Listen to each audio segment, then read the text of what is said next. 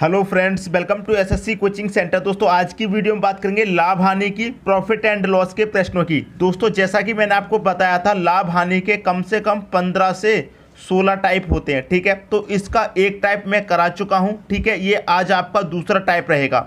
ठीक है दोस्तों, मैंने आपको बताया था पिछला वीडियो में कि 15 से 16 टाइप होते हैं प्रॉफिट लॉस के। तो पहला टाइप मैं इसका करा चुका हूँ, आज आपका दूसरा टाइप है। क्लियर दोस्तों, समझ में आ गई बात। अब स्टार्ट करते हैं। तो क्वेश्चन क्या कह रहा है आपका, किसी वस्तु को 56 रुपये में बेचने पर उतना ही प्रतिशत लाभ होता है जितना वस्तु का क्रय मूल्य है, तो वस्तु का क्रय मूल्य क्या है। ये क्वेश्चन में समझने वाली बात है। क्वेश्चन में क्या कह रहा है, किसी वस्तु को 56 रुपये में बेचने पर उतना ही लाभ होता है। क्लियर है, उतना ही प्रतिशत लाभ होता है जितना वस्तु का क्रय मूल्य है। वस्तु अगर 5 रुपये की है तो 5% का ही लाभ होता है। कहने का मतलब ये है, अगर वस्तु का क्रय मूल्य 20 रुपये है तो 20% का ही लाभ होता है। अगर वस्तु का क्रय मूल्य 50 रुपये है तो 50% का ही लाभ होता है। ये कहने का मतलब है। ठीक है, तो कितने रुपए की बात कर रहा है दोस्तों, क्वेश्चन में बात कर रहा है 56 रुपये की। तो आप यहाँ पर 56 लिख लीजिए। क्लियर है, बहुत अच्छी ट्रिक बताऊंगा, ध्यान से समझिए। 56 लिख लिया, जो रुपए दी गए वो लिख लिया। अब इस 56 के आपको ऐसे गुणनखंड, ऐसे फैक्टर करने हैं जिनके बीच का अंतर क्या आ जाए दोस्तों, 10 आ जाए। बात समझ में आ गई, जिनके बीच का अंतर 10 आ जाए, ऐसे आपको फैक्टर करने हैं।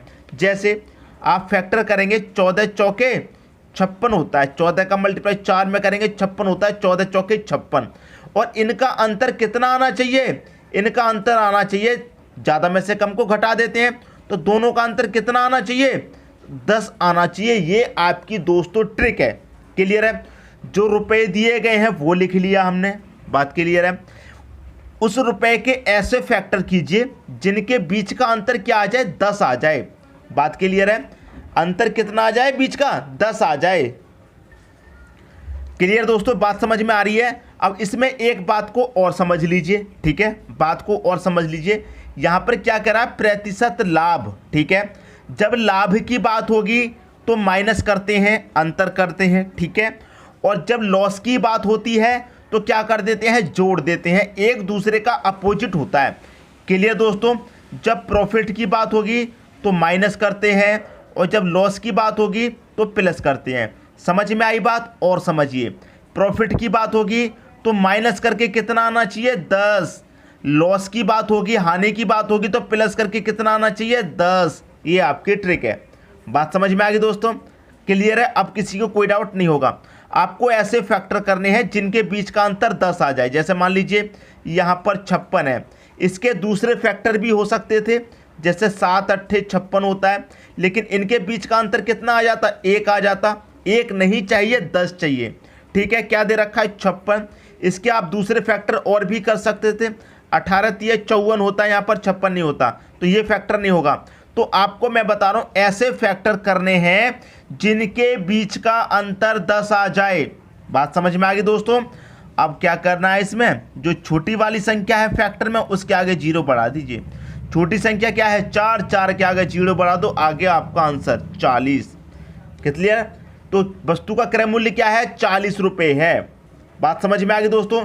जब लाभ की बात होती है तो छोटी संख्या के आगे 0 बढ़ाते हैं, और जब हानि की बात होती है तो बड़ी संख्या के आगे आप 0 बढ़ाते हैं। बात क्लियर दोस्तों, समझ में आ गई बात। कितने रुपए की वस्तु है, क्रय मूल्य कितना है, 40 है।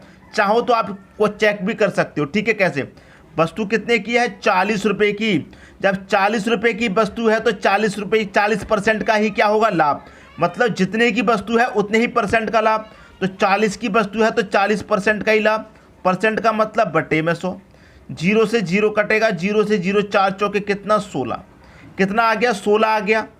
और ये वस्तु कितने की है, 40 की है, तो इसमें 40 और जोड़ दो, कितना हो जाएगा, 56 ही तो हो जाएगा। बात समझ में आ गई। 56 रुपये में उसने बेचा, 40 रुपये की वस्तु थी, 16 रुपये का प्रॉफिट।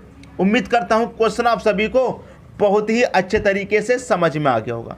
क्लियर दोस्तों, अगर किसी को कोई भी डाउट हो, यहाँ पर 56 है। ठीक है दोस्तों, 56 के आप कोई दूसरे फैक्टर कर लीजिए जिनके बीच का अंतर कितना आएगा, 10 आएगा। ऐसे ही फैक्टर कीजिए जिनके बीच का अंतर 10 आएगा।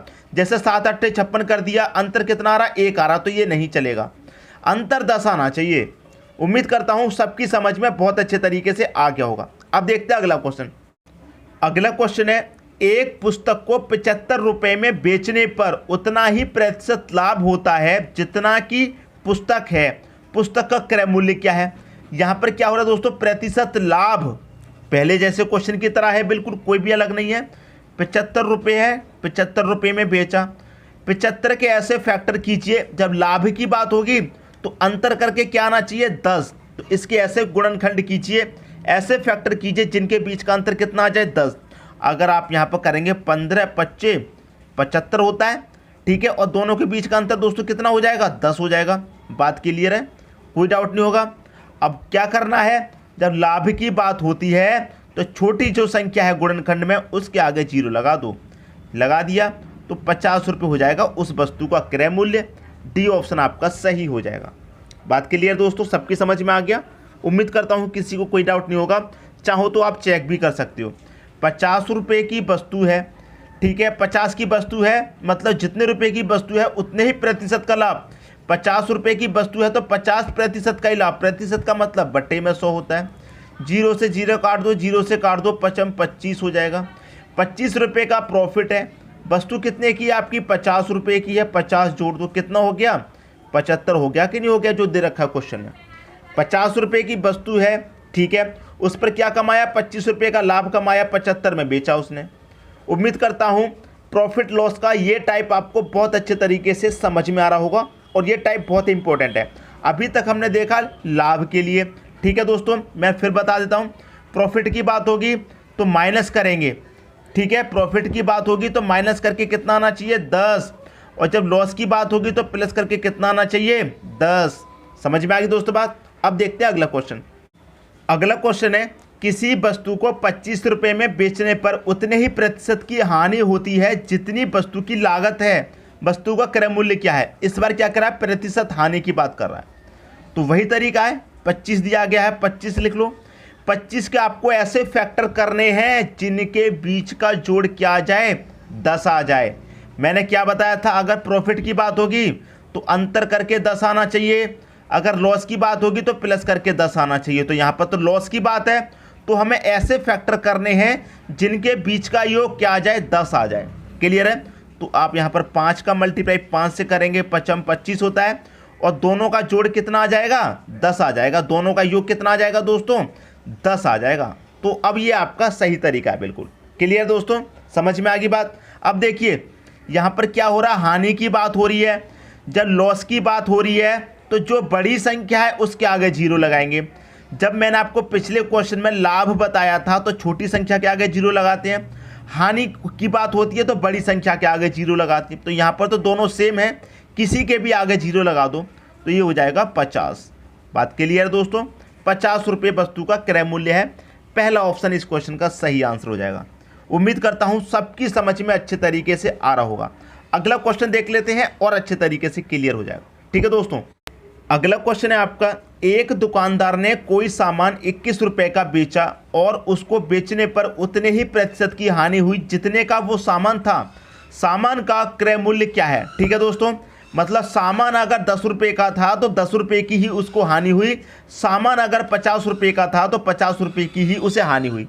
क्लियर दोस्तों, ये क्वेश्चन में क्या कह रहा है। ठीक है दोस्तों, अगर सामान आपका 50 रुपये का है तो 50% की ही हानि होती है, 20 रुपये का है तो 20% की ही हानि होती है। ये इस क्वेश्चन में कह रहा है। तो वही तरीका है, 21 रुपये दिया गया, 21 लिख लीजिए। 21 के ऐसे फैक्टर करने हैं जिनके बीच का योग क्या आ जाए, 10 आ जाए। क्यों आ जाए 10, क्योंकि इसमें प्रतिशत हानि की बात हो रही है। क्लियर दोस्तों, तो आप क्या करेंगे, 7 तिहाई कितना होता है, 21 होता है, और इनके दोनों के बीच का योग कितना हो जाएगा, 10 हो जाएगा। फिर बता रहा हूँ, प्रॉफिट की बात होगी तो माइनस करके कितना आना चाहिए, 10। लॉस की बात होगी तो प्लस करके कितना आना चाहिए, 10। तो यहाँ पर लॉस की बात है तो प्लस करके कितना आना चाहिए, 10। तो 10 आ गया आपका। बात क्लियर दोस्तों। फिर मैंने आपको क्या बताया, अगर लॉस की बात होगी, जब प्रॉफिट की बात थी दोस्तों तो छोटी संख्या के आगे 0 लगाते हैं। जब लॉस की बात होती है तो बड़ी संख्या के आगे 0 लगा देते हैं। बड़ी संख्या 7 है, इसके आगे 0 लगा दो।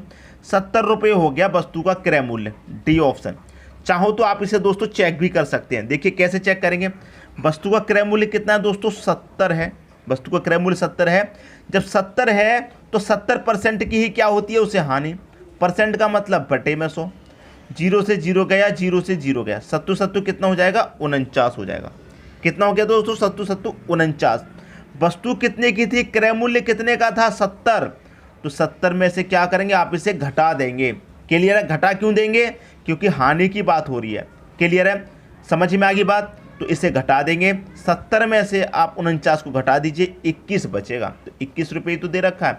जब प्रॉफिट की बात होती है तो दोनों को जोड़ देते हैं, और जब लॉस की बात है तो जो वस्तु का क्रय मूल्य है उसमें से इसे घटा देंगे, आपका आंसर आ जाएगा 21 रुपये। उम्मीद करता हूं दोस्तों आपको ये दूसरा टाइप बहुत अच्छे तरीके से क्लियर हो गया होगा। ठीक है दोस्तों, जितने भी स्टूडेंट हैं जिनको ये वीडियो पसंद आया है अपने दोस्तों में ज़्यादा से ज़्यादा शेयर कीजिए, चैनल को सब्सक्राइब कर लीजिए। अगर आप चैनल पर पहली बार देख रहे हैं वीडियो को तो चैनल को सब्सक्राइब कर लीजिए। धन्यवाद दोस्तों।